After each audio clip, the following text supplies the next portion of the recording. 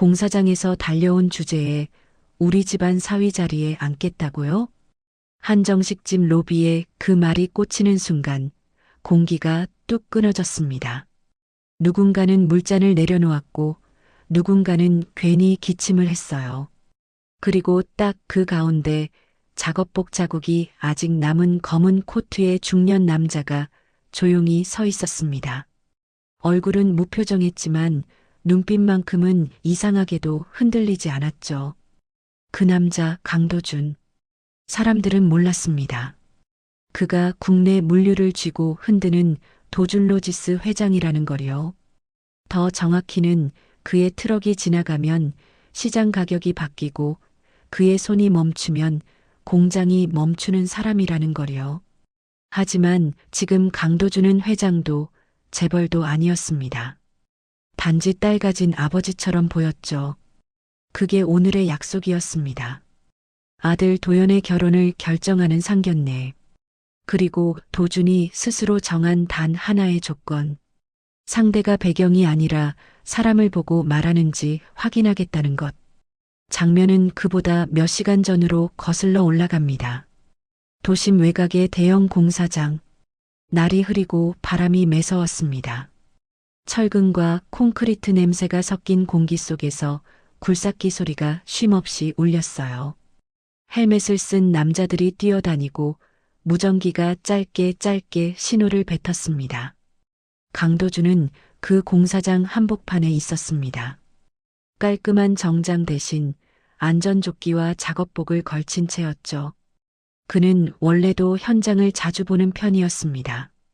물류회사 회장이 웬 공사장이냐고요? 도준로지스의 핵심은 길이었고 길은 결국 현장이었습니다. 도준은 서류보다 사람 얼굴을 먼저 보는 타입이었죠. 회장님, 위험합니다. 여기까지만 오시죠. 현장 소장이 조심스럽게 말했지만 도준은 손바닥을 가볍게 들어 보이며 걸음을 멈추지 않았습니다. 위험한 게 어딘지 봐야 위험을 줄이죠. 그게 내일이기도 하고요. 그의 말투는 낮고 담담했습니다. 크게 꾸짖지도 과하게 친절하지도 않았어요. 대신 확실했습니다. 말이 짧을수록 책임이 길어지는 사람의 말투였죠. 그때였습니다. 도준의 휴대전화가 진동했습니다. 화면에는 도연이라는 이름이 떠 있었어요. 도준은 작업장 한쪽, 소음이 덜한 컨테이너 옆으로 자리를 옮겨 전화를 받았습니다. 아버지, 지금 어디세요? 아들의 목소리는 억지로 평정한 듯 했지만 끝이 살짝 떨렸습니다. 도준은 그 떨림이 어디서 오는지 금방 알아차렸어요. 현장이요. 왜 그러냐? 상견례 오늘 맞죠? 근데요. 혹시 아버지 너무 늦지 않게 와주실 수 있어요? 왜? 무슨 일 있었냐? 도연은 잠깐 말을 삼켰습니다. 숨을 고른 뒤 조심스럽게 말했어요. 지수 쪽 어머니가 준비를 많이 하신다네요. 말이 좀 세실 수도 있고요. 그래도 아버지, 그냥 넘어가 주시면 저도. 도준은 아무 말 없이 듣기만 했습니다.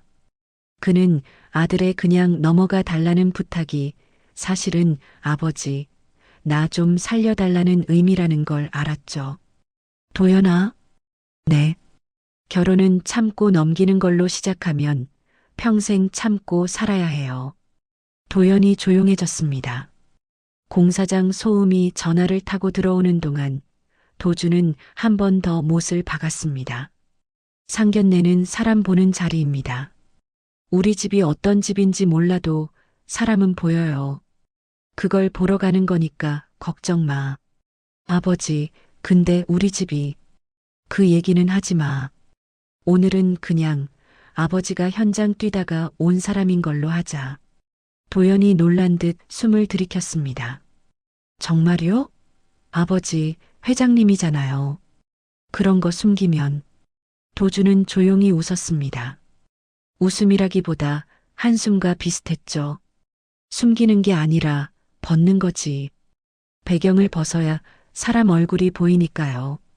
전화를 끊은 뒤 도준은 잠깐 멍하니 철골 구조물을 올려다 봤습니다. 그리고 옆에 있던 현장 소장에게 말했습니다. 오늘 일정 끝내고 바로 올라갑니다. 안전 점검 마무리만 보고 갈게요. 회장님 상견례라면 정장 준비는. 도주는 안전모를 벗어들고 헬멧 안쪽 땀 자국을 훑었습니다. 그의 눈빛이 잠깐 길게 멈췄어요. 정장 있긴 있죠.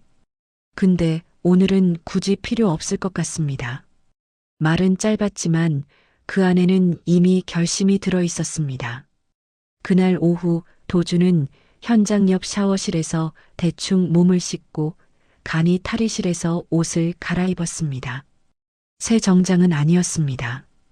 오래된 검은 코트, 빛이 살짝 바랜 셔츠, 그리고 손때 묻은 구두. 깔끔하긴 했지만 고급스럽다는 느낌은 없었죠. 딱 일하다가 급히 나온 아버지 정도. 그는 거울 앞에서 자신의 모습을 잠깐 확인했습니다. 그리고 혼잣말처럼 아주 낮게 중얼거렸어요. 사람은 옷이 아니라 말과 눈으로 드러나죠.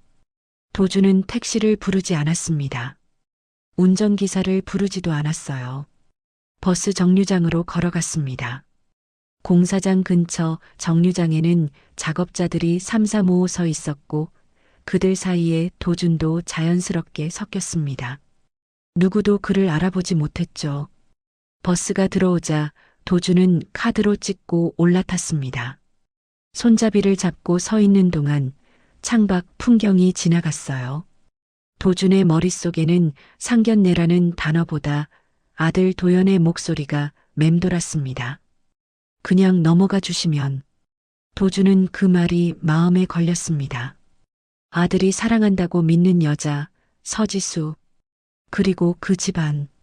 사람들은 흔히 말합니다. 결혼은 둘이 하는 게 아니라 두 집안이 한다고요.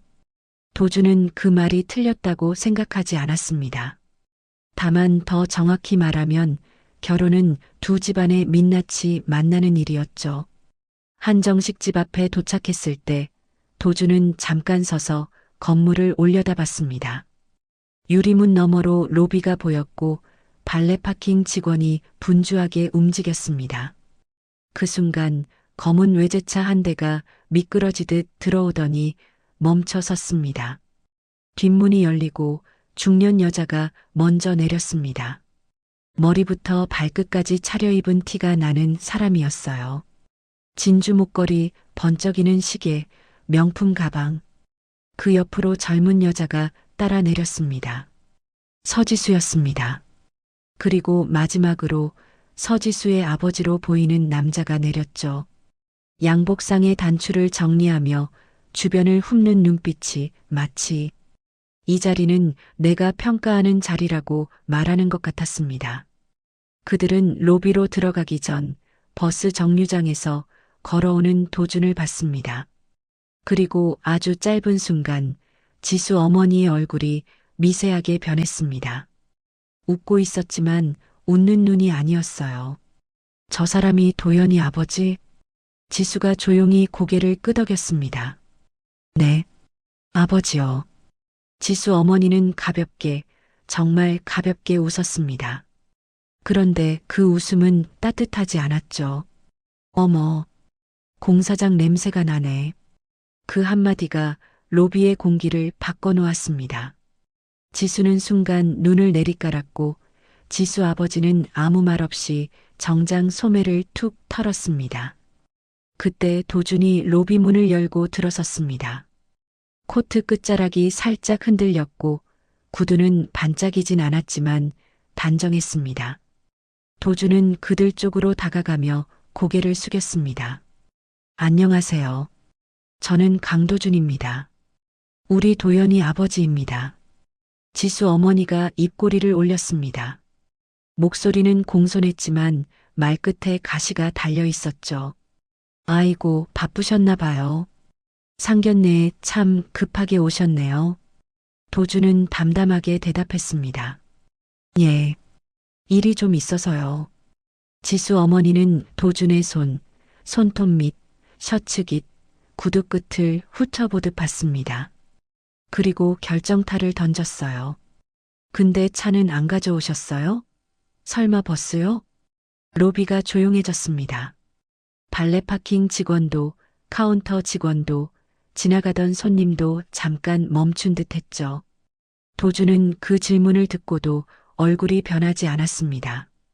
아주 짧게 고개만 끄덕였어요. 예. 버스 타고 왔습니다. 그 순간 지수 어머니의 눈빛이 확실히 바뀌었습니다. 아, 이 집은 이 정도구나. 그런 확신이 들었을 때의 눈빛이었죠. 그리고 그때 처음 들려왔던 바로 그 말이 이어졌습니다. 공사장에서 달려온 주제에 우리 집안 사위 자리에 앉겠다고요? 지수 어머니의 목소리가 로비에 날카롭게 울렸습니다. 도주는 아무 말도 하지 않았습니다. 다만 눈을 한번 깜빡였어요. 아주 천천히. 마치 지금 들은 말을 머릿속에 기록하는 것처럼요. 그 옆에서 지수는 입술을 깨물었고 지수 아버지는 팔짱을 끼며 한 발 뒤로 물러섰습니다. 그 태도가 말하고 있었습니다. 내가 말릴 일 아니다. 라고요. 그때 도준의 휴대전화가 다시 한번 울렸습니다. 화면에는 도연이 떠 있었죠. 도준은 전화를 받지 않았습니다. 그는 휴대전화를 조용히 주머니에 넣고 로비 중앙에서 한 걸음 더 앞으로 나섰습니다. 안으로 들어가죠. 도준의 말은 짧았습니다. 그런데 이상하게 그 말이 더 무서웠어요. 화를 내지 않았기 때문에요. 감정이 흔들리지 않았기 때문에요. 지수 어머니는 그 짧은 한마디에 더 기분이 상한 듯 코웃음을 쳤습니다. 그래요. 들어가서 이야기 좀 해봐야겠네요. 그리고 5사람은 룸으로 향했습니다. 로비의 공기는 이미 결론을 알고 있는 것처럼 무겁게 내려앉아 있었죠. 도주는 알고 있었습니다. 오늘 상견례는 결혼을 준비하는 자리가 아니라 사람을 정리하는 자리가 될 거라는 거요. 하지만 아직은 말하지 않았습니다. 아직은 그 집안이 어디까지 선을 넘는지 더 보려는 눈빛이었습니다. 한정식집 룸문이 닫히는 순간 안쪽 공기는 밖과 완전히 달라졌습니다. 문 하나를 사이에 두고 세상이 갈라진 느낌이었죠. 밖에서는 낮은 대화 소리와 접시 부딪히는 소리가 들려왔지만 이 방 안에서는 숨소리조차 크게 느껴졌습니다. 테이블은 넓었고 창가 쪽으로는 정갈하게 정원이 보였습니다. 정원석 사이로 물이 흐르는 소리가 잔잔했지만 그 평온함은 이 자리에 어울리지 않았습니다. 5사람은 자리에 앉았고 자연스럽게 자리가 갈렸습니다. 강도준과 아들 도연이 한쪽, 그리고 예비사돈 부부와 딸 지수가 맞은편이었죠. 자리 배치부터 이미 선이 그어져 있었습니다. 도주는 자리에 앉자마자 주변을 천천히 둘러봤습니다. 벽에 걸린 그림, 테이블 위 식기, 차잔의 문양까지. 그는 이런 자리가 익숙한 사람이었지만 일부러 아무렇지 않은 척하지 않았습니다. 오히려 오늘은 처음 와본 사람처럼 행동했죠. 반면 지수 어머니 박선영은 달랐습니다. 자리에 앉자마자 가방을 옆에 내려놓고 자연스럽게 테이블의 중심을 차지하려는 몸짓을 보였습니다. 고개를 살짝 들고 미소를 띄었지만 그 미소는 대화를 시작하기 위한 것이 아니라 주도권을 잡았다는 신호에 가까웠습니다. 이 집 음식은 괜찮아요. 상견례 손님들 많이 오거든요. 선영의 말에 지수 아버지 서재환이 고개를 끄덕였습니다. 그래도 이런 자리에서는 격이 중요하죠. 아무 데서나 할 수 있는 건 아니니까. 그 말은 설명처럼 들렸지만 사실은 평가였습니다. 당신들은 이런 자리에 익숙하지 않겠죠? 라고 묻는 듯한 말이었죠. 도주는 고개를 끄덕이며 짧게 대답했습니다. 그러시군요. 그 한마디에는 동의도 반박도 없었습니다. 선영은 그 반응이 마음에 들지 않는 듯 눈썹을 아주 미세하게 찌푸렸습니다. 보통 이런 말에는 감탄이나 맞장구가 돌아오는데 도주는 그러지 않았거든요. 잠시 후 직원이 들어와 차를 내렸습니다. 따뜻한 김이 올라왔고 5사람 앞에 차잔이 놓였습니다. 선영은 차를 마시지도 않은 채 바로 말을 이었습니다. 도연군은 어떤 일 하신다고 했죠? 도연의 어깨가 살짝 굳어졌습니다. 그는 아버지를 한번 흘끔 봤지만 도주는 아무 말 없이 차잔만 바라보고 있었습니다. 도연은 결국 자신이 대답해야 한다는 걸 깨닫고 입을 열었습니다. 물류 쪽 회사에서 일하고 있습니다. 아, 물류. 선영이 그 단어를 입안에서 굴리는 듯 말했습니다. 그리고 곧바로 덧붙였죠. 그럼 운송? 창고 관리? 그런 쪽인가요? 질문이었지만 이미 답을 정해놓은 듯한 말투였습니다. 도연은 잠시 망설이다가 솔직하게 말했습니다. 네. 현장도 자주 나가고요. 선영은 고개를 끄덕이며 역시라는 표정을 지었습니다. 그리고 그 시선은 자연스럽게 도준에게로 향했습니다. 아버님도 같은 쪽이세요? 도준은 차를 한 모금 마신 뒤 조용히 내려놓았습니다. 네, 비슷합니다. 아, 그러시구나. 선영은 미소를 지었지만 그 미소에는 온도가 없었습니다. 오히려 계산기가 돌아가는 소리가 들리는 듯 했죠. 그녀는 다시 가방을 열어 휴대전화를 꺼냈다가 굳이 테이블 위에 내려놓았습니다. 명품 로고가 자연스럽게 보이도록요. 요즘은 안정성이 중요하잖아요. 특히 결혼을 생각하면요. 그 말에 지수는 조용히 고개를 숙였습니다. 도연은 그 모습을 보고 입술을 꽉 다물었습니다. 도주는 여전히 침묵을 지켰습니다. 선영은 그 침묵을 할 말이 없는 것으로 받아들인 듯 말을 점점 더 밀어붙였습니다. 지수는 아시다시피 고생을 많이 안 하고 자란 아이예요. 저희가 워낙 신경을 써서 키웠거든요. 서재환이 말을 받았습니다. 해외 연수도 여러 번 보냈고 집에서도 부족함 없이 자라서 솔직히 말하면 눈이 좀 높습니다. 그 말이 끝나자 방 안의 공기가 더 무거워졌습니다. 눈이 높다는 말은 곧 상대가 그 눈에 맞는지 보겠다는 뜻이었죠. 도주는 그제야 천천히 입을 열었습니다. 그래서 오늘 이렇게 만난 거겠죠. 그 말은 부드러웠지만 어딘가 선을 긋는 느낌이 있었습니다.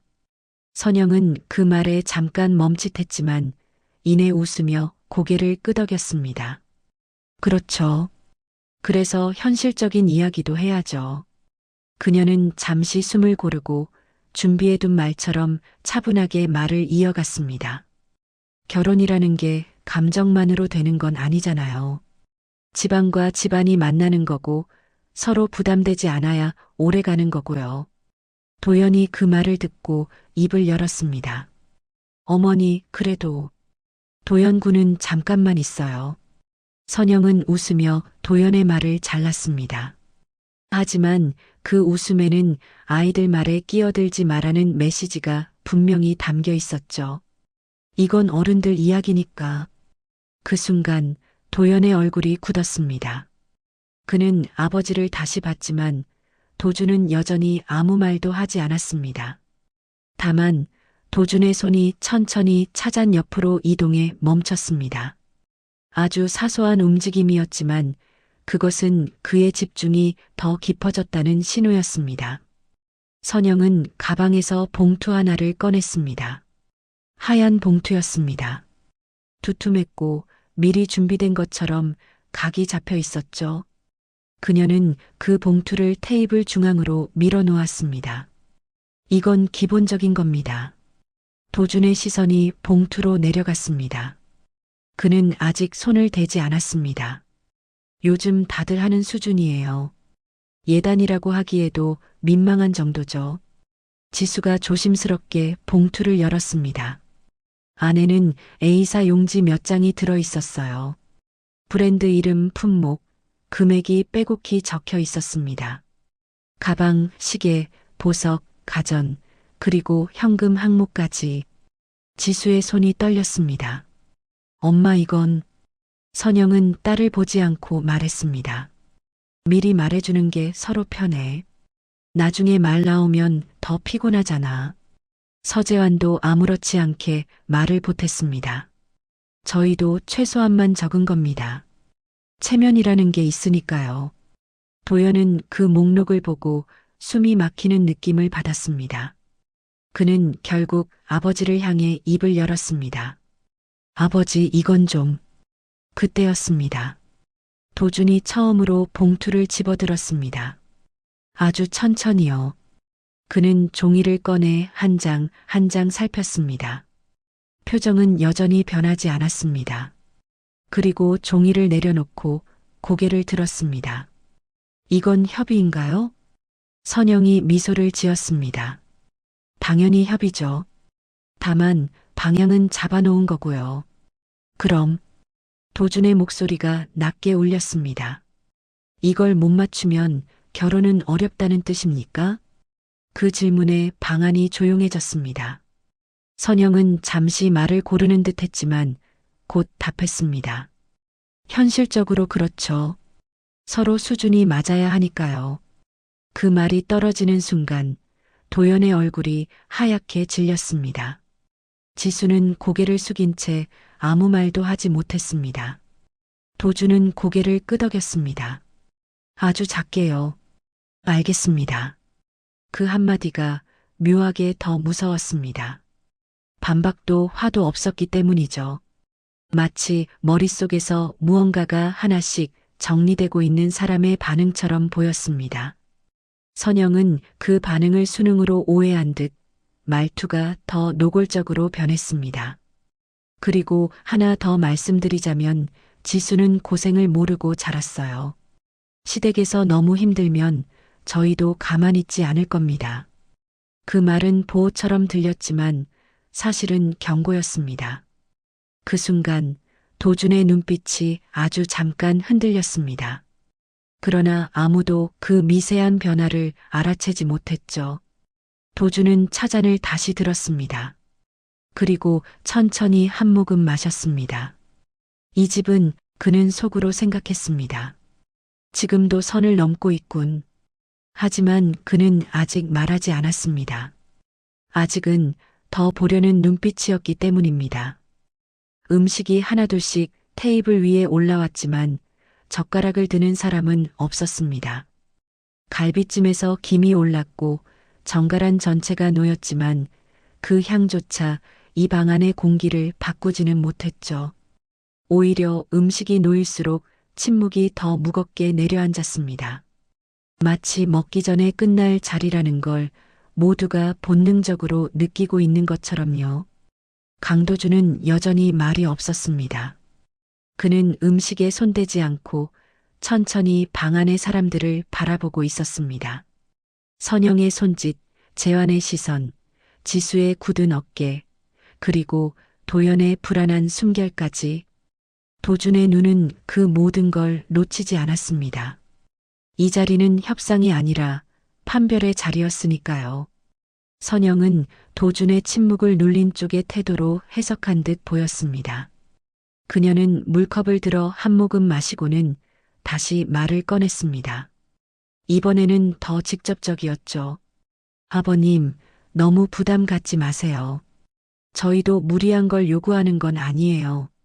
도준은 고개를 들었습니다. 그렇습니까? 네. 요즘 이 정도는 솔직히 평균이에요. 저희 지수 친구들만 봐도요. 선영은 자연스럽게 다른 집 이야기를 꺼냈습니다. 비교가 시작된 거죠. 지난달에 지수 친구 하나가 결혼했는데 그 집은 아예 신혼집을 강남 쪽으로 해주더라고요. 물론 다 현금은 아니고 반반이긴 했지만요. 그 말에 재환이 맞장구를 쳤습니다. 요즘은 부모들이 그 정도는 해줘야 애들이 안 싸웁니다. 결혼 초반부터 돈 문제로 틀어지면 그게 평생 가요. 도연의 손이 테이블 아래에서 움찔했습니다. 그는 더 이상 참지 못하고 입을 열었습니다. 아버지, 어머니 그만 좀 하세요. 결혼은 저랑 지수가. 도연아. 이번에는 재환이 말을 끊었습니다. 목소리는 낮았지만 단호했죠. 너는 아직 세상을 몰라. 결혼은 감정이 아니라 현실이야. 내가 아무리 사랑해도 부모 도움 없이 버티기 힘든 게 사실이잖아. 그 말은 아들을 위한 조언처럼 들렸지만 사실은 너는 아직 독립된 주체가 아니다라는 선언이었습니다. 도연은 입술을 깨물었습니다. 아무 말도 하지 못한 채 고개를 숙였죠. 그 모습은 도준에게 너무 익숙했습니다.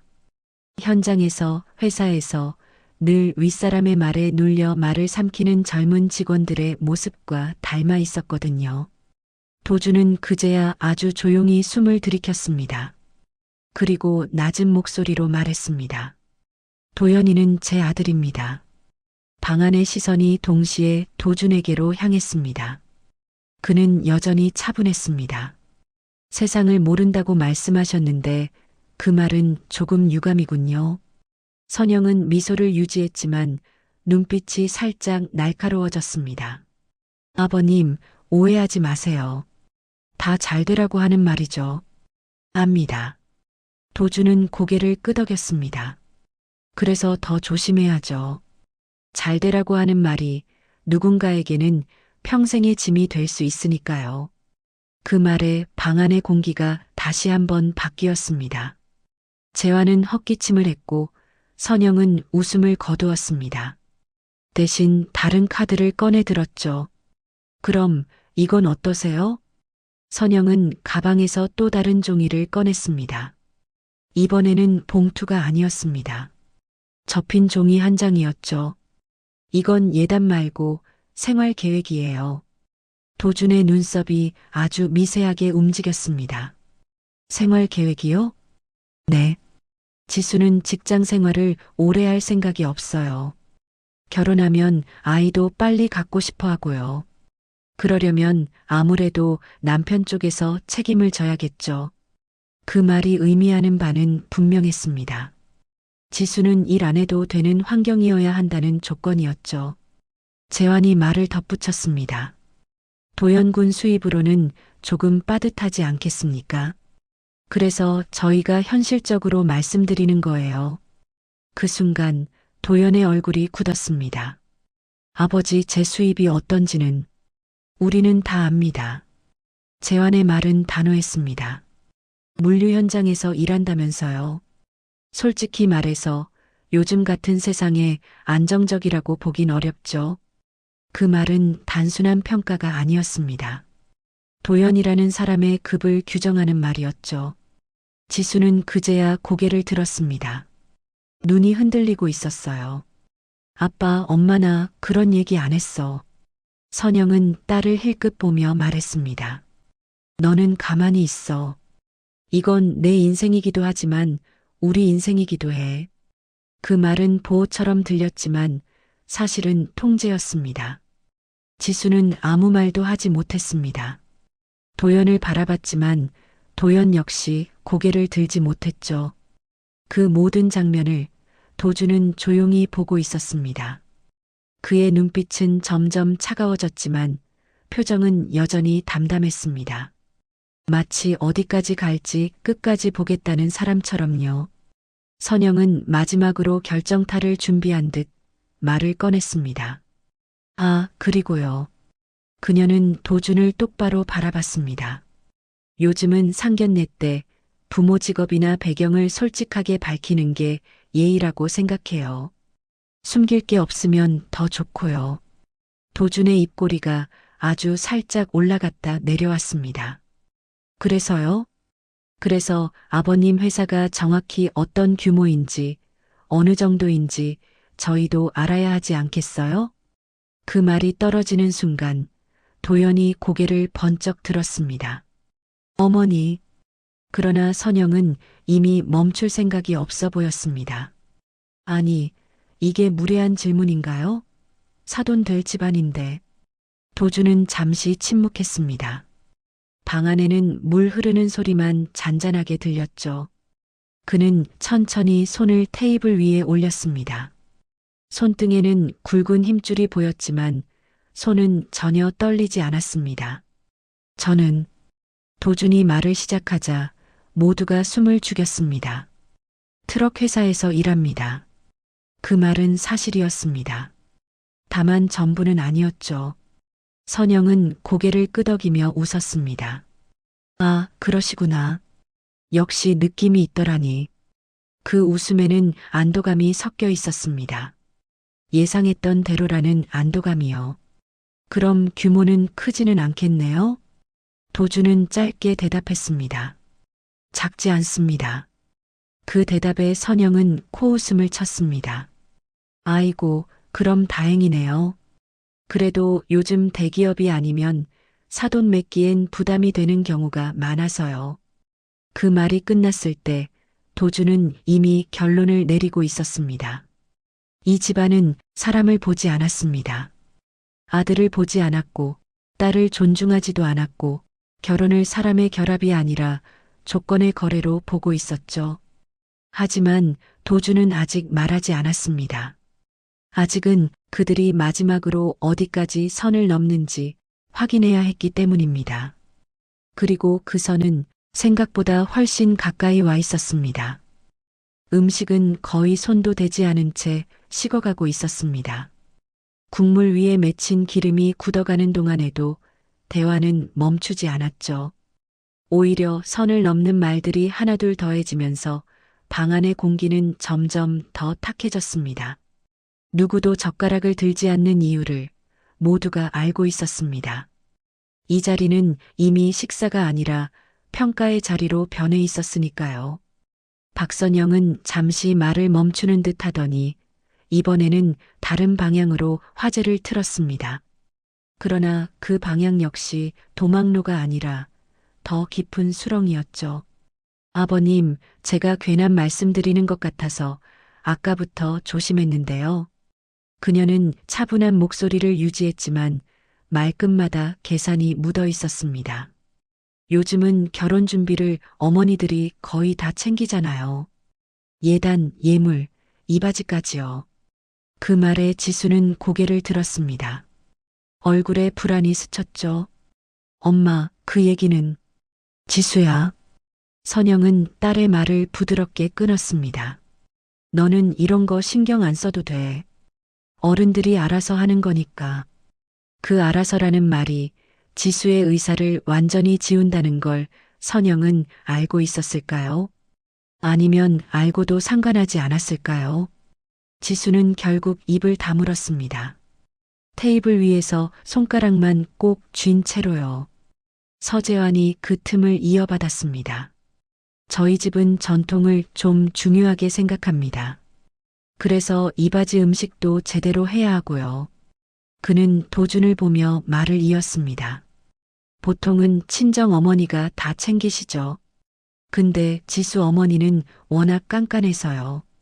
선영은 고개를 끄덕이며 자연스럽게 말을 받았습니다. 아, 맞아요. 제가 직접 안 보면 마음이 안 놓여요. 그리고 잠시, 아주 잠시 말을 멈췄다가 이렇게 덧붙였죠. 근데 아버님 쪽에는 어머님이 안 계시다고 들었어요. 그 말이 떨어지는 순간 방 안의 온도가 확 내려간 듯 했습니다. 지수의 눈이 크게 흔들렸고 도연의 얼굴이 굳었습니다. 그 말은 사실이었지만 꺼내는 방식이라는 게 있었죠. 도주는 그 말을 듣고도 바로 반응하지 않았습니다. 대신 아주 천천히 숨을 들이켰어요. 그의 어머니는 오래전에 세상을 떠났습니다.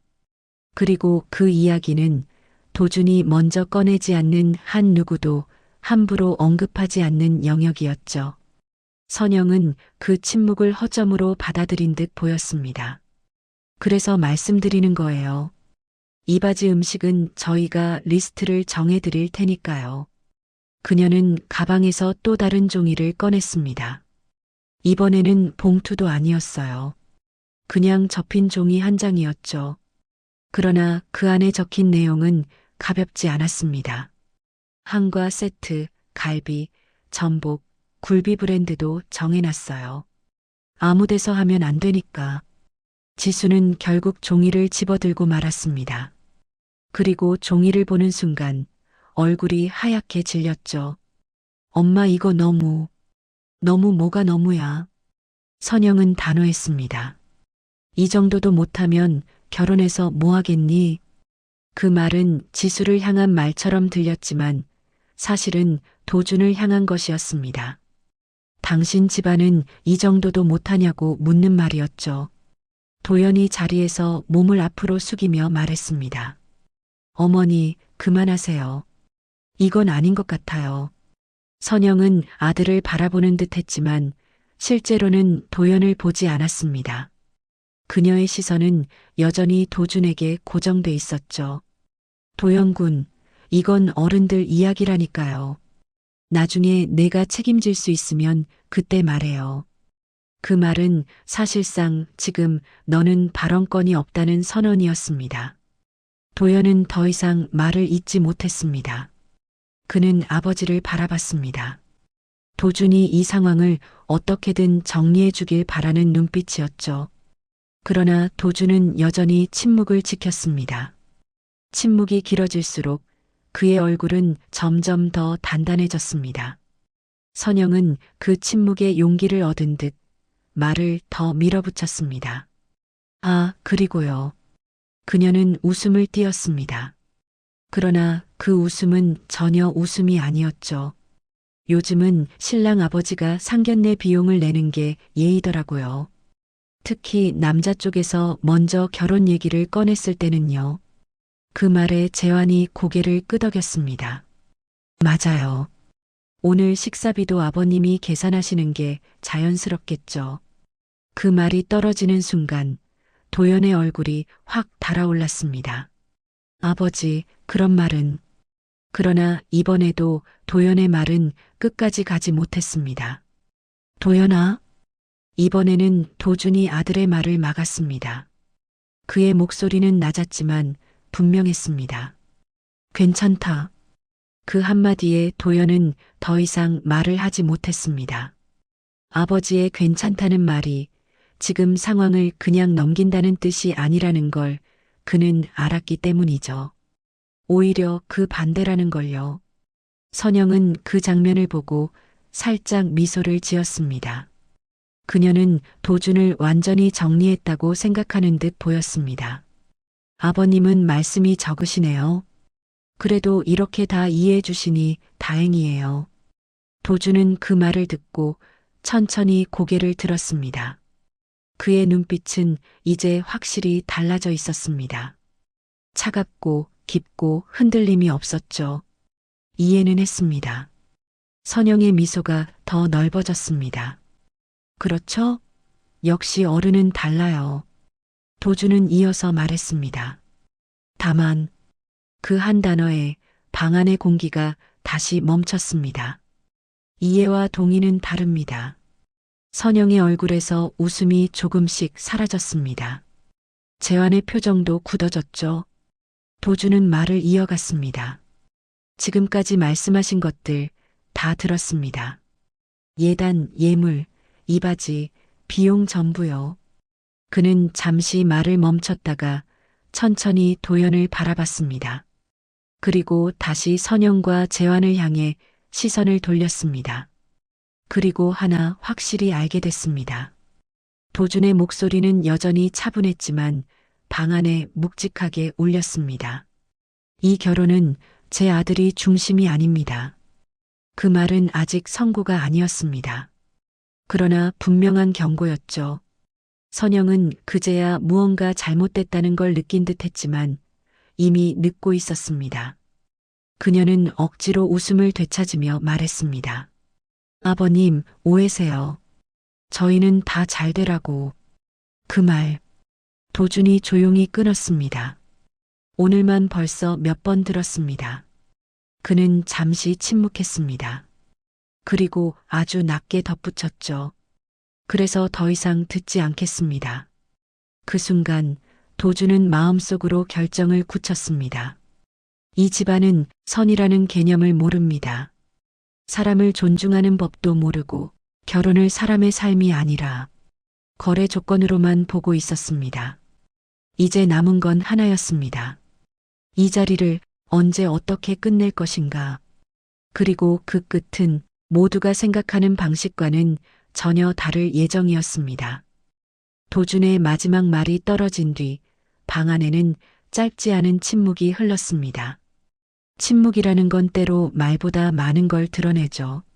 누가 우위에 있다고 생각하는지, 누가 이 자리를 끝낼 권리가 있다고 믿는지. 그 침묵 속에서 박선영은 아주 짧게 숨을 고른 뒤 다시 입을 열었습니다.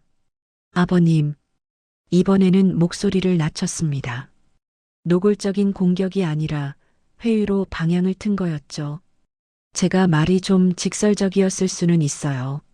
하지만 요즘 세상이 어떤 세상입니까?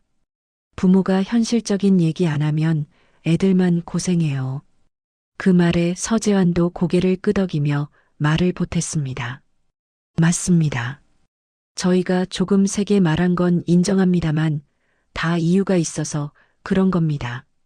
솔직히 말씀드려서 저희도 걱정이 되니까요. 도주는 아무 말도 하지 않았습니다. 다만 그들의 말을 듣고 있다기보다는 정리하고 있다는 쪽에 가까운 표정이었죠. 선영은 그 표정을 보고 마지막 카드를 꺼내 들었습니다. 지금까지의 말들이 칼이었다면 이번엔 숫자였습니다. 가장 잔인한 무기였죠. 그래서 말인데요. 선영은 테이블 위에 놓인 예단 목록을 손끝으로 톡톡 두드렸습니다. 이 조건들이 부담되시면 저희도 양보는 할 수 있어요. 도연의 눈이 번쩍 뜨였습니다. 어머니, 무슨 말씀이세요? 선영은 아들을 보지 않고 말했습니다. 양보라는 게 있잖아요. 서로 조금씩 내려놓는 거. 그리고는 도준을 똑바로 바라봤습니다. 대신 그만큼 확실한 게 하나는 있어야죠. 도준의 눈썹이 아주 미세하게 움직였습니다. 확실한 거라면 직접적으로 말씀드릴게요. 선영은 더 이상 돌리지 않았습니다. 아버님 회사 정확한 매출 규모랑 자산 정도는 공개해 주셔야겠습니다. 그 말이 떨어지는 순간 도연은 자리에서 벌떡 일어날 뻔했습니다. 어머니, 그건 너무... 앉아. 이번에는 재환이 낮게 말했습니다. 짧고 단호했죠. 어른들 얘기 중이야. 도연은 그대로 굳어버렸습니다. 다시 한번 그는 아무것도 할 수 없는 위치로 밀려났죠. 그 장면을 지수는 똑똑히 보고 있었습니다. 그녀의 눈에 처음으로 두려움이 아니라 의문이 떠올랐습니다. 이 집은 정말 괜찮은 걸까? 라는 의문이었죠. 도주는 천천히 고개를 끄덕였습니다. 그게 필요하다고 생각하시는군요. 네. 선영은 고개를 들었습니다. 저희 딸 인생이 걸린 일입니다. 상대 집안의 능력 정도는 알아야죠. 그 말은 너무도 당당해서 오히려 숨이 막힐 정도였습니다. 도주는 잠시 눈을 내리깔았습니다. 테이블 위 아직 손도 대지 않은 음식들이 보였죠. 그 음식들처럼 이 결혼도 이미 식어버렸다는 걸 그는 분명히 느끼고 있었습니다. 도주는 조용히 입을 열었습니다. 그럼 하나 여쭤보죠. 말씀하세요. 만약 도준의 시선이 선영과 재환을 차례로 훑쳤습니다. 제가 기대에 못 미치는 집안이라면 이 결혼은 어떻게 되나요? 선영은 잠시도 망설이지 않았습니다. 그럼 현실적으로 다시 생각해 봐야죠. 그 말은 너무도 쉽게 나왔습니다. 마치 오래전부터 준비된 답변처럼요. 재환도 덧붙였습니다. 저희도 무턱대고 딸을 시집 보낼 순 없습니다. 조건이 안 맞으면 정리하는 게 맞죠. 정리. 그 단어가 도연의 가슴을 세게 때렸습니다. 아버지. 도연이 도준을 향해 외쳤습니다. 목소리가 떨렸죠. 이렇게까지 해야 합니까? 저는 지수를 사랑하고. 도연아. 도준이 아들의 말을 끊었습니다. 그러나 이번엔 막는 게 아니라 붙잡는 말이었죠. 잠깐만. 그 한마디에 도연은 더 이상 말을 하지 못했습니다. 아버지의 목소리에는 분노도 다급함도 없었지만 묘하게 흔들림이 없었거든요. 도주는 다시 선영을 바라봤습니다. 좋습니다. 그 말에 선영의 눈이 잠깐 빛났습니다. 그럼, 하지만, 도준이 말을 이었습니다. 조건이 하나 있습니다. 선영은 자신도 모르게 몸을 앞으로 숙였습니다. 뭔데요? 도준은 아주 천천히 말했습니다. 오늘 이 자리에서 도연이와 지수의 의견을 먼저 듣겠습니다. 방안이 술렁였습니다. 재환은 바로 반응했습니다. 그건 아니요. 도준은 단호하게 잘랐습니다. 결혼은 두 사람이 하는 겁니다. 적어도 선택만큼은 그래야 합니다. 선영은 불쾌한 기색을 숨기지 못했습니다. 아버님, 순서라는 게 있죠. 지금이 그 순서입니다. 도준의 말은 낮았지만 방안을 장악했습니다. 그는 도연을 바라봤습니다. 도연아? 네, 아버지. 지금 이 자리에서 너는 어떤 선택을 하고 싶냐? 도연은 숨이 막히는 느낌이었습니다. 수많은 시선이 자신에게 꽂혀 있었죠. 그는 지수를 봤고 지수는 그를 봤습니다. 그러나 지수의 눈빛에는 확신보다 두려움이 더 많았습니다. 도연은 잠시 입을 열었다 닫았습니다. 그리고 결국 솔직하게 말했습니다. 저는 지수를 좋아합니다. 하지만 그는 선영과 재환을 힐끗 봤습니다. 이런 식이라면 자신이 없습니다. 그 말은 사실상 처음으로 나온 거절이었습니다. 지수의 얼굴이 창백해졌습니다. 도연아? 지수가 작게 불렀지만 도연은 고개를 저었습니다. 지수야, 난 내가 아니라 이 상황이 두려워. 그 말에 지수는 아무 말도 하지 못했습니다. 그제야 그녀도 깨닫고 있었기 때문입니다. 자신이 지금까지 아무 말도 하지 않은 대가가 이렇게 돌아왔다는 거요.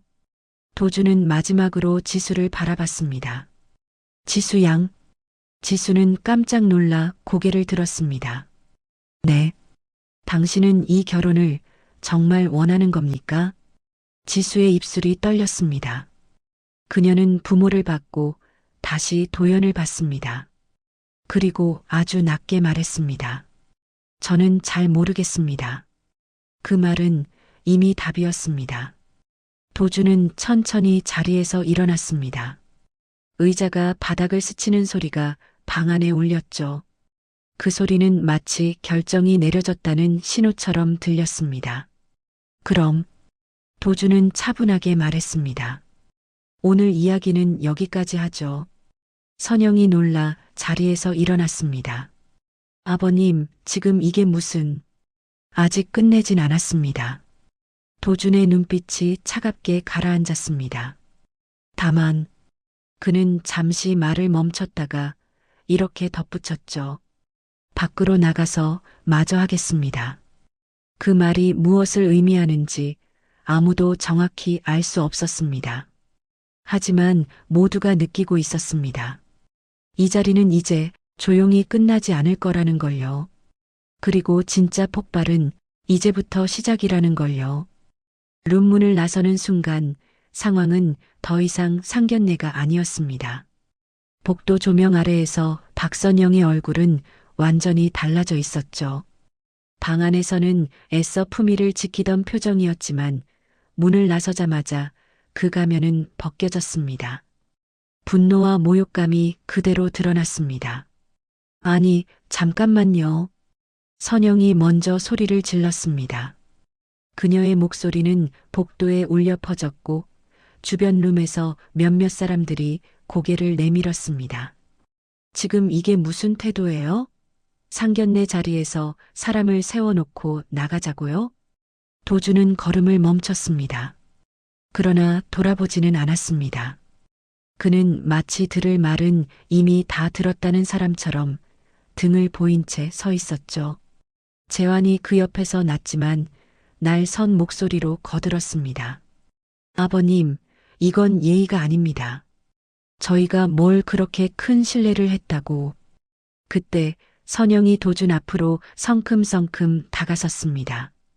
그리고 믿기 어려운 행동을 했죠. 그녀는 도준의 코트 소매를 잡아당겼습니다. 아니, 말을 좀 하고 가시라니까요. 순간 복도 공기가 얼어붙었습니다. 도연과 지수는 동시에 숨을 들이켰고 주변 손님들까지 멈춰 섰습니다. 상견례 자리에서 그것도 예비사돈에게 손을 대는 장면은 누구도 예상하지 못했죠. 도준은 천천히 돌아섰습니다. 손 놓으세요. 목소리는 낮았지만 분명했습니다. 선영은 순간 움찔했지만 곧 이를 악물고 손을 놓지 않았습니다. 아니요. 이건 짚고 넘어가야겠어요. 그녀의 목소리는 떨리고 있었지만 그 떨림은 분노에서 나온 것이었습니다. 아버님, 솔직히 말해보세요. 우리 집이 그렇게 잘못됐습니까? 조건 좀 따진 게 그렇게 큰 죄예요? 도주는 그녀의 손을 보다가 천천히 자신의 소매를 빼냈습니다. 그 동작은 거칠지 않았지만 단호했죠. 조건을 따지는 게 문제가 아닙니다. 그럼 뭔데요? 선영이 거의 비명을 질렀습니다. 사람을 깔보는 게 문제죠. 그 한마디에 선영의 얼굴이 새빨개졌습니다. 우리가 뭘 깔봐요? 현실적인 얘기 좀 했다고 이렇게 나오면 세상 어떻게 살아요? 그때 재환이 앞으로 나섰습니다. 그는 주변 시선을 의식한 듯 목소리를 낮췄지만 말은 더 독해졌습니다. 아버님, 솔직히 말씀드릴게요. 저희 입장에서는요, 오늘 여기서 본 건 하나입니다. 그는 도준의 옷차림을 훑어봤습니다. 이 집안이 우리 딸을 책임질 능력이 있는지 솔직히 잘 모르겠다는 겁니다. 그 말에 도연이 폭발했습니다. 아버지, 도연은 처음으로 예비장인에게 소리를 질렀습니다. 지금까지 참았는데 그 말은 너무하잖아요. 재환은 도연을 냉정하게 바라봤습니다. 너는 빠져. 아직 너랑 얘기할 단계가 아니다. 그 말은 완전히 선을 넘은 말이었습니다. 도연의 얼굴이 굳어졌고 주먹이 떨렸습니다. 그러나 그보다 먼저 움직인 건 도준이었습니다. 지금 도준의 목소리가 복도에 울렸습니다. 제 아들한테 그런 식으로 말하지 마세요. 그의 눈빛은 이전과 달랐습니다. 더 이상 관찰자의 눈이 아니었죠. 선을 넘은 사람을 바라보는 분명한 경고의 눈빛이었습니다. 선영은 그 눈빛에 잠시 말을 잃었지만 곧 비웃듯 웃었습니다. 아, 이제야 본색을 드러내시네요? 그녀는 팔짱을 꼈습니다. 아까는 그렇게 점잖더니 결국 화내실 줄 알았어요. 그리고는 주변 사람들을 의식하며 일부러 더 큰 소리로 말했습니다. 여러분 보세요. 이분 트럭 회사 다니신다더니 성질은 꽤 있네요. 주변에서 웅성거림이 일었습니다. 몇몇은 휴대전화를 꺼내 들었고 직원도 어쩔 줄 몰라 멀찍이 서 있었죠. 지수는 그제야 눈물을 흘리기 시작했습니다. 엄마 그만해.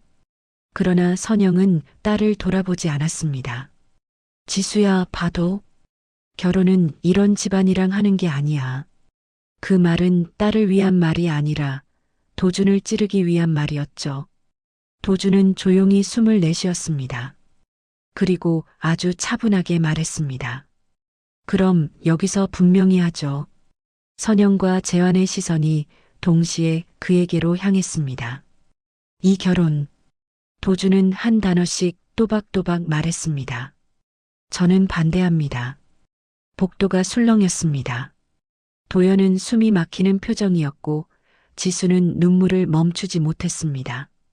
선영은 잠깐 멍해졌다가 곧 폭소를 터뜨렸습니다. 아, 지금 와서 반대요? 그녀는 고개를 저었습니다. 아버님, 웃기지 마세요. 지금 이 상황에서 반대한다고 끝날 일입니까? 그녀는 도연을 가리켰습니다. 당사자는 여기 있잖아요. 도주는 도연을 바라봤습니다. 그리고 아주 부드럽게 말했습니다. 도연아, 네 아버지. 이 결혼 내가 감당할 수 있겠냐? 도연은 잠시 아무 말도 하지 못했습니다. 복도에 모인 사람들의 시선, 울고 있는 지수, 분노에 찬 선영과 재환. 모든 것이 그를 짓눌렀죠. 그리고 결국 도연은 고개를 저었습니다. 아니요. 그 한마디가 모든 걸 갈라놓았습니다. 선영의 얼굴이 일그러졌습니다. 뭐라고? 저 자신 없습니다. 도연의 목소리는 떨렸지만 분명했습니다. 사랑만으로는 이 집안 감당 못하겠습니다. 지수는 그 말을 듣고 주저앉듯 벽에 기대었습니다. 도연아? 그러나 도연은 더 이상 다가가지 않았습니다. 그 선택이 자신과 지수를 동시에 지키는 길이라는 걸 알았기 때문이죠. 선영은 이성을 완전히 잃었습니다. 그래, 잘됐다. 그녀는 소리쳤습니다. 이런 집안이랑 안 엮여서 다행이네. 그리고 마지막으로 도준을 향해 이렇게 말했습니다. 근데요, 아버님. 이렇게 끝낼 거면 상견례 비용은 계산하고 가세요. 그 정도 체면은 지키셔야죠. 그 순간 도준의 입꼬리가 아주 미세하게 올라갔다 내려왔습니다. 걱정 마십시오. 그는 지갑을 꺼내지도 않았습니다. 계산은 제가 할 겁니다. 그 말이 무엇을 의미하는지 아직 아무도 몰랐습니다. 하지만 모두가 느끼고 있었습니다. 이제부터는 돈의 이야기가 아니라 판이 뒤집히는 이야기가 시작된다는 걸요. 그날 이후로 모든 게 조용해졌습니다. 너무 조용해서 오히려 불길할 정도였죠. 도주는 그날 밤 집으로 돌아와서도 상견례 이야기를 한마디도 꺼내지 않았습니다. 옷을 갈아입고 손을 씻고 평소처럼 저녁을 먹었습니다. 다만 한 가지가 달랐습니다. 식사 후 늘 TV를 켜던 그가 조용히 서재로 들어갔다는 점이었죠. 서재 문이 닫히는 소리는 작았지만 그 안에서 벌어질 일은 결코 작지 않았습니다. 도주는 책상 앞에 앉아 노트북을 열었습니다. 화면에는 이미 정리된 파일들이 떠 있었죠. 건설 현장 사진, 물류계약서, 하청업체 명단, 그리고 한 사람의 이름. 박재환. 지수의 아버지이자 상견례 자리에서 사람을 조건으로 재단하던 그 남자였습니다. 도주는 처음부터 알고 있었습니다. 그 집안이 단순히 있는 척하는 집안이라는 걸요. 재환이 운영하는 회사는 겉보기엔 번듯했습니다. 사옥도 있었고 외제차도 타고 다녔죠. 하지만 속은 달랐습니다. 무리한 확장, 과도한 차입, 그리고 무엇보다 위험한 구조가 있었어요. 불법 하도금. 도주는 이미 오래전부터 물류업계에서 이름이 알려진 사람이었습니다. 트럭회사 회장이라는 타이틀은 겉으로 보기엔 투박했지만 전국 물류망과 건설 자재 유통의 핵심을 쥐고 있었죠. 그래서 알았습니다. 어떤 회사가 겉만 번지르르한지, 어떤 회사가 내부에서부터 썩어가고 있는지요. 도주는 전화를 들었습니다. 김전무. 잠시 후 낮고 차분한 목소리가 들려왔습니다. 말씀하십시오, 회장님. 박재환 쪽이랑 엮여 있는 현장들 정리해 주세요. 김전무는 잠깐 말을 멈췄습니다. 전부요? 전부요. 도준의 목소리는 흔들림이 없었습니다. 신규 물류 투입 중단. 기존 계약은 리스크 관리 사유로 재검토. 하청 들어간 자재는 납기 재조정. 그럼 현장들 멈춥니다. 알고 있습니다. 도주는 잠시 창밖을 바라보다가 말을 이었습니다. 단 하청업체들 피해는 없게 해요. 대금은 우리가 직접 처리합니다. 김 전무는 그제야 의미를 이해했습니다. 회장님, 이건 사실상 복수 아닙니다. 도주는 단호하게 말했습니다. 정리입니다. 전화는 짧게 끝났습니다. 그리고 다음 날 아침 박재환의 휴대전화는 미친 듯이 울리기 시작했습니다. 대표님, 큰일입니다. 첫 번째 전화는 현장 소장이었습니다. 오늘 들어와야 할 자재가 안 옵니다. 물류 쪽에서 전부 스톱 걸었습니다. 뭐라고? 재환은 소리를 질렀습니다. 말도 안 돼. 어제까지만 해도 문제 없었어. 두 번째 전화는 협력업체였습니다. 대표님, 계약 재검토 통보받았습니다. 본사에서 리스크가 크다고. 세 번째 전화는 은행이었습니다. 대표님, 이번 분기 대출 연장 건인데요. 내부 심사에서 보류 의견이 나와서요. 그제야 재환은 이상함을 느꼈습니다. 이건 우연이 아니었습니다. 너무 정확했고 너무 동시에 터졌죠. 그날 오후 재환은 직접 움직였습니다. 거래처를 찾아갔고 담당자를 붙잡고 물었습니다. 도대체 이유가 뭡니까? 담당자는 난처한 표정으로 말했습니다. 대표님, 솔직히 말씀드리면 위에서 내려온 분위기입니다. 위에서요? 네. 요즘 박 대표님 쪽 리스크가 크다는 얘기가 돌아서요. 누가 그런 소리를. 담당자는 말을 아꼈지만 마지막에 이렇게 덧붙였습니다. 트럭 쪽 큰 회사에서 먼저 손을 뗐습니다. 그 순간 재환의 머릿속에 한 얼굴이 스쳤습니다. 낡은 점퍼, 작업복 바지, 흙 묻은 신발, 그리고 복도에서 자신을 내려다보던 그 차분한 눈빛. 설마. 재환은 곧장 집으로 돌아왔습니다. 그리고 선영에게 소리쳤습니다. 당신 그날 뭐라고 했어? 선영은 당황했습니다. 뭐라니? 그 상견례 자리에서 그 아버지한테. 선영은 잠시 말을 더듬다가 오히려 목소리를 높였습니다. 내가 틀린 말했어? 버스 타고 온 집안이 뭘 잘났다고. 그만해. 재환이 소리쳤습니다. 그 사람이 누군지 알아? 선영은 순간 말을 잃었습니다. 그 사람 전국 물류 다 잡고 있는 도준이야. 선영의 얼굴에서 핏기가 빠졌습니다. 뭐? 트럭 회사 회장. 우리가 쓰는 자재, 물류 절반이 그 사람 손 거쳐. 그제야 모든 퍼즐이 맞아떨어졌습니다.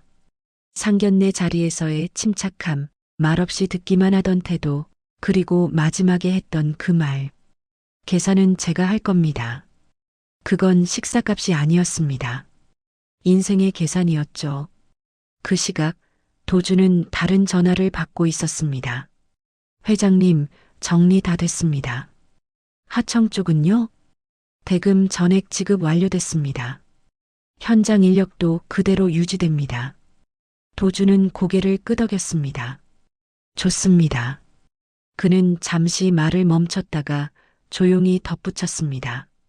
사람 하나 잘못 봤다고 죄 없는 사람들이 다치면 안 되죠. 그날 저녁 뉴스에는 이렇게 나왔습니다. 중견 건설사 박재환 대표, 유동성 위기설 주요 현장 공사 지연. 기사 밑에는 댓글이 달렸습니다. 겉만 번지르르 했지 속은 다 썩어 있었네. 하청업체들 쥐어짜던 회사라던데 드디어 터질 게 터졌다. 재환은 TV를 끄지도 못한 채 앉아 있었습니다.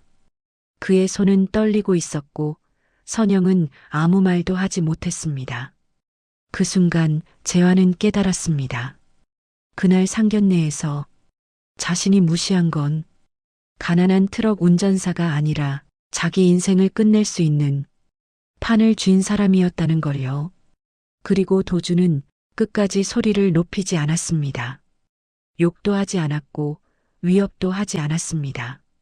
그저 원래 있어야 할 자리로 사람과 회사를 되돌려 놓았을 뿐이었죠. 그게 가장 통쾌한 복수라는 걸 그들은 너무 늦게 알았습니다. 모든 것이 정리되는 데에는 생각보다 오랜 시간이 걸리지 않았습니다. 무너지는 건 순식간이었고 회복되지 않는 건 영원했죠. 박재환의 회사는 결국 공식적으로 워크아웃에 들어갔습니다. 겉으로는 시장 환경 악화와 유동성 위기였지만 업계 사람들은 모두 알고 있었어요. 그 회사가 무너진 결정적인 이유는 돈이 아니라 신뢰였다는 거리요. 신뢰는 한번 무너지면 다시 쌓을 수 없습니다. 박재환은 하루아침에 모든 걸 잃었습니다. 사무실, 명함, 직함, 그리고 사람들. 전화는 더 이상 오지 않았고 먼저 걸어도 받는 사람이 없었습니다. 예전엔 그가 전화를 하면 모두가 뛰어나왔죠. 지금은 벨이 끝날 때까지 울리기만 했습니다. 선영은 집에 앉아 텅 빈 거실을 바라보고 있었습니다. 벽에 걸려있던 그림도 장식장에 있던 장신구도 하나둘 사라졌죠. 급한 자금을 마련하기 위해 처분한 것들이었습니다. 그녀는 어느 날 문득 이런 말을 했습니다. 여보, 그때 내가 입 다물었으면 달라졌을까? 재환은 대답하지 않았습니다. 대답할 필요가 없었기 때문이죠. 이미 답은 나와 있었습니다. 한편 지수는 집을 나갔습니다. 정확히 말하면 도망치듯 나왔죠. 더 이상 그 집에 머물 수 없었습니다. 부모의 말, 시선, 침묵 하나하나가 숨을 막히게 했거든요. 지수는 작은 원룸에서 홀로 살기 시작했습니다. 월세를 내기 위해 낮에는 사무보조 일을 했고 밤에는 카페에서 아르바이트를 했죠. 예전에 사모님 딸이라는 위치는 어디에도 없었습니다. 그러나 이상하게도 마음은 예전보다 가벼웠습니다. 적어도 거짓은 아니니까. 지수는 그렇게 스스로를 다독였습니다. 그리고 어느 날 지수는 우연히 도연을 다시 마주쳤습니다. 지하철 역사 안 붐비는 출구 앞이었습니다. 지수야.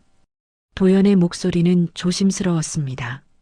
지수는 잠시 멈췄다가 고개를 들었습니다. 도연 오빠. 둘 사이에는 어색한 침묵이 흘렀습니다. 예전 같았으면 자연스럽게 손을 잡고 웃었을 자리였죠. 하지만 지금은 서로가 너무 달라져 있었습니다.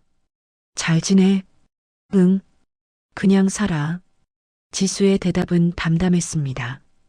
도연은 잠시 망설이다가 말했습니다.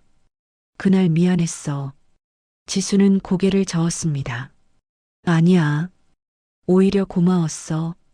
도연이 놀란 표정을 지었습니다. 고맙다고? 응. 지수는 잠시 숨을 고르고 말했습니다. 그날 아니었으면 난 평생 부모 그림자 안에서 살았을 거야. 누군가의 조건으로, 누군가의 체면으로. 그녀는 웃으려 했지만 눈가가 살짝 떨렸습니다. 그래서 고마워. 도연은 아무 말도 하지 못했습니다. 그저 고개를 끄덕였죠. 그 만남이 끝이었습니다. 다시 연락처를 묻지도 미래를 말하지도 않았습니다. 각자의 인생으로 돌아가는 인사였으니까요. 그 시각 도주는 평소와 다름없는 하루를 보내고 있었습니다. 아침 일찍 현장을 돌고 회의에 참석하고 직원들과 점심을 먹었죠.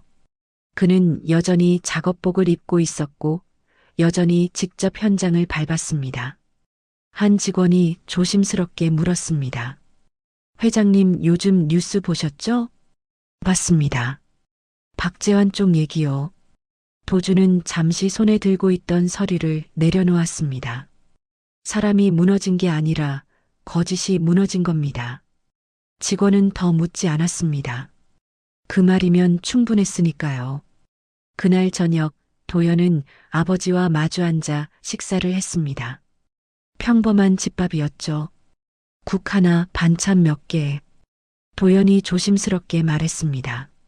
아버지, 응? 그때 후회 안 하세요? 도주는 젓가락을 내려놓고 아들을 바라봤습니다. 뭘 말이냐? 결혼 말이에요. 도주는 잠시 생각하다가 말했습니다. 후회할 선택은 남을 속이면서까지 지키는 선택이야. 그는 아들의 눈을 똑바로 보며 덧붙였습니다. 넌 내 편을 지킨 거고, 난 내 아들을 지킨 거다.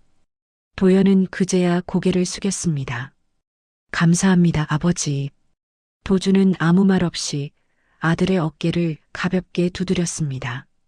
며칠 후 도주는 한 통의 편지를 받았습니다. 발신인은 지수였습니다. 짧은 편지였죠. 그날 제 편이 되어 주셔서 감사합니다. 그 덕분에 저도 제 인생의 편이 될 수 있었습니다. 도주는 편지를 읽고 조용히 접었습니다. 그리고 서랍에 넣었습니다. 답장은 쓰지 않았습니다. 그럴 필요가 없었거든요. 시간은 흘렀고 사람들은 각자의 자리에서 살아갔습니다. 박재환은 법적 절차를 밟고 있었고 선영은 더 이상 큰 소리를 내지 않았고 지수는 자신의 이름으로 삶을 꾸려가고 있었으며 도연은 조금 느리지만 단단하게 자신의 길을 가고 있었습니다. 그리고 도주는 여전히 트럭 회사 회장이었고 여전히 현장에 서 있었으며 여전히 사람을 조건이 아닌 태도로 판단했습니다. 상견례 날 그가 뒤집어 엎은 건 결혼 하나가 아니었습니다. 사람을 함부로 재단해도 된다는 그 오만한 판 자체를 조용히 하지만 완벽하게 엎어버린 것이었죠. 그게 가장 통쾌한 복수였습니다.